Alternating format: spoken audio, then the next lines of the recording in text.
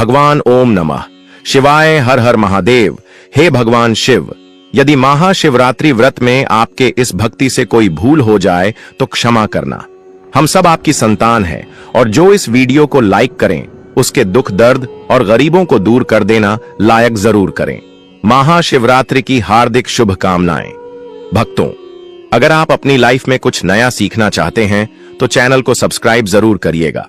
भक्तों, अगर जिस महिला की शादी हो गई है तो उसे महिला को इस शिवरात्रि व्रत पर इन चीजों का ध्यान जरूर ही रखना है।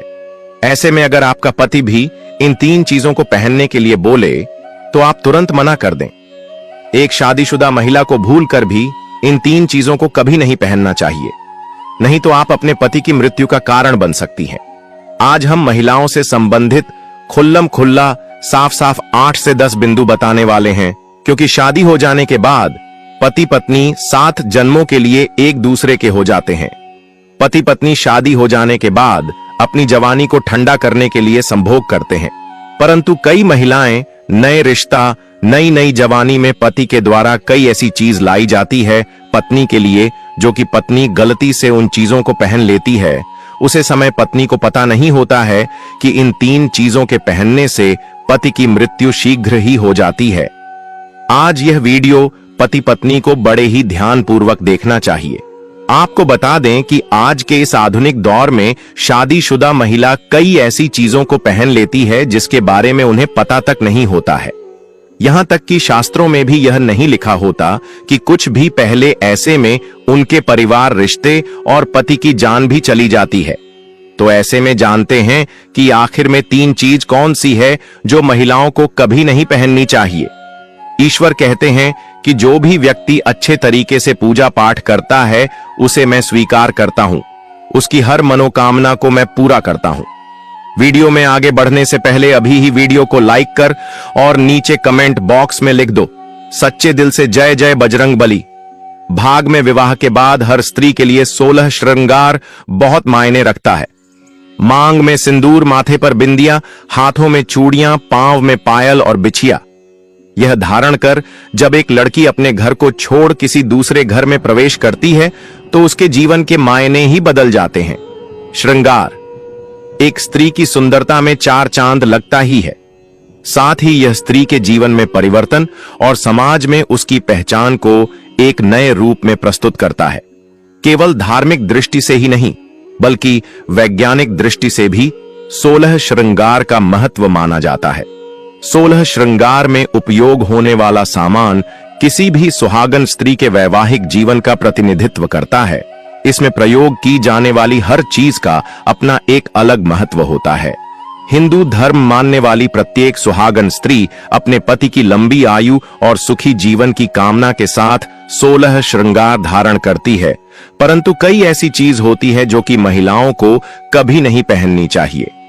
अब यहां पर कुछ दोस्त ऐसे भी होंगे जो हमारी बातों को हल्के में लेंगे, क्योंकि उन्हें वास्तुशास्त्र का ज्ञान नहीं है। हमारे हिंदू शास्त्र में एक कहावत प्रचलित है कि बंदर क्या जाने अदरक का स्वाद। अर्थ यह है, कोई भी व्यक्ति वास्तुशास्त्र के बारे में नहीं जानता है तो फिर इन उपायों में या वीडियो देखने पर विश्वास ही नहीं करता है। इसलिए भक्तों, सही सटीक 100% जानकारी के साथ में जानने के लिए इस वीडियो से जुड़ जाना। वीडियो को आगे बढ़ते हैं। आपके पास अभी जितने भी काम हैं उनको साइड में रख दीजिए, ध्यानपूर्वक जो आपको बताया जा रहा है। भक्तों, आप सबको यह तो पता ही होगा कि जो शिवरात्रि का व्रत है वह महिलाएं किस लिए रखती हैं और क्यों रखती हैं। अगर ना पता हो तो चलिए मैं आपको वह भी बता देता हूं। जो शिवरात्रि का व्रत होता है वह महिलाएं, अपने जो शादीशुदा महिलाएं होती हैं, वह अपने पति की दीर्घायु के लिए रखती है, जबकि कुंवारी महिला, कुंवारी लड़कियां अभी शिवरात्रि का व्रत रख सकती हैं। अगर किसी को मनचाहा भर प्राप्त करना है तो वह भी अपने मनचाहा बार की प्राप्ति के लिए भी इस व्रत को कर सकती है। अगर कोई सच्ची मंच श्रद्धा से इस व्रत को रखता है तो उसकी मनोकामना शीघ्र ही पूर्ण हो जाती है। कहा जाता है कि माता पार्वती ने भी भगवान भोलेनाथ को प्राप्त करने के लिए इस व्रत की तपस्या की थी। तभी से इस व्रत को हमारे जो धरती पर मनाया जा रहा है। तो आप सबको यह भी पता होगा कि इस वर्ष शिवरात्रि 2025 में 26 फरवरी को मनाया जाएगा। चलिए अब आगे उन चीजों के बारे में भी जान लेते हैं जिस बारे में हम पहले बात कर रहे थे, उसे देखिए और सुनिए। नंबर 1, शास्त्रों में स्पष्ट बताया गया है कि किसी भी शादीशुदा महिला को एकदम सफाचट सफेद रंग का वस्त्र कभी नहीं पहनना चाहिए। ऐसा करने से आपके मान सम्मान को ठेस पहुंच सकती है। आपको बता दें कि आजकल के फैशन के युग में महिला सुंदर दिखने के लिए काफी ऐसी हदें पार कर देती हैं जिसके बारे में सोचना भी पाप के बराबर है। वास्तुशास्त्र के अनुसार सफेद रंग की साड़ी या सूट कभी नहीं का।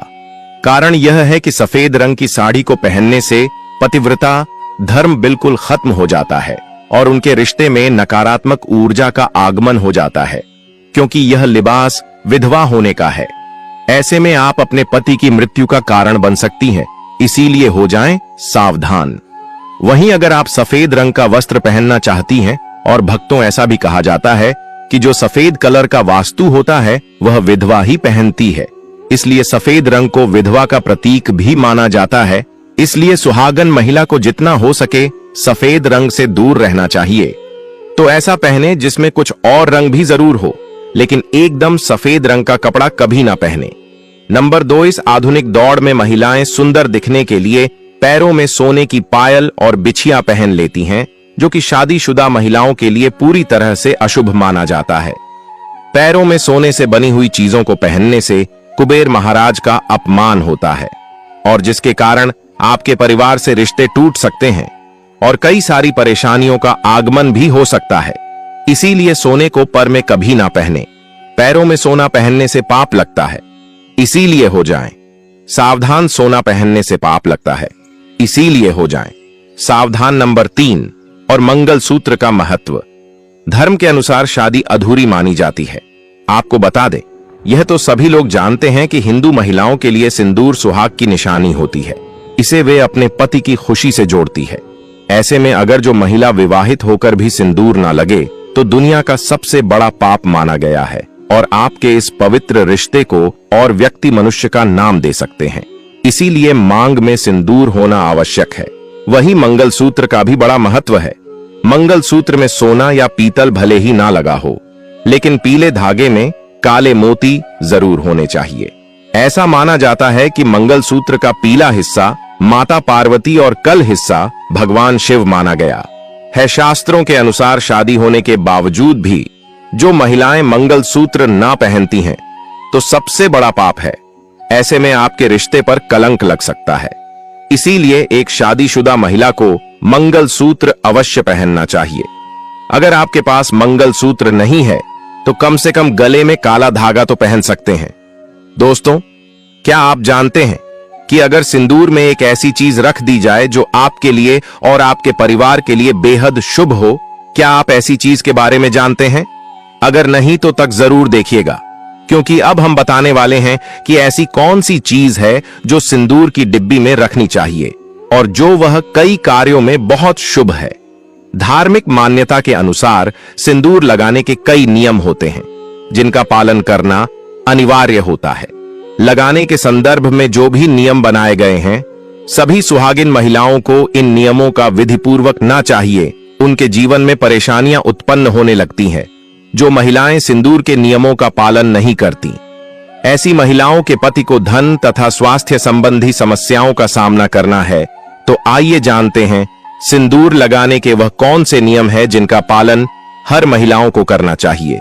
नंबर 1, सिंदूर का गिरना बहुत ही अपशगुन माना जाता है, इसीलिए हमें हमेशा बच्चों से दूर रखना चाहिए।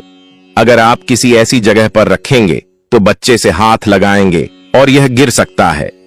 नंबर 2, मांग के लिए आप हमेशा ही सुख सिंदूर का ही इस्तेमाल करें। आजकल मार्केट में ट्रेन के लिए कई तरह के लिक्विड सिंदूर भी उपलब्ध है, लेकिन वह लगते अच्छे नहीं होते।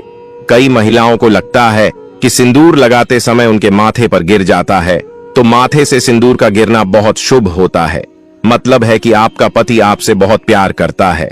नंबर 3, हमने ना लगे जब आप सिंदूर को किसी के सामने लगते हैं तो आपके पति को नजर लग सकती है और आपका प्यार काम से इकट्ठा करके नली या इधर उधर ना भेजें। सिंदूर को इकट्ठा करके माथे से लगाकर किसी पेड़ के नीचे रखते हैं।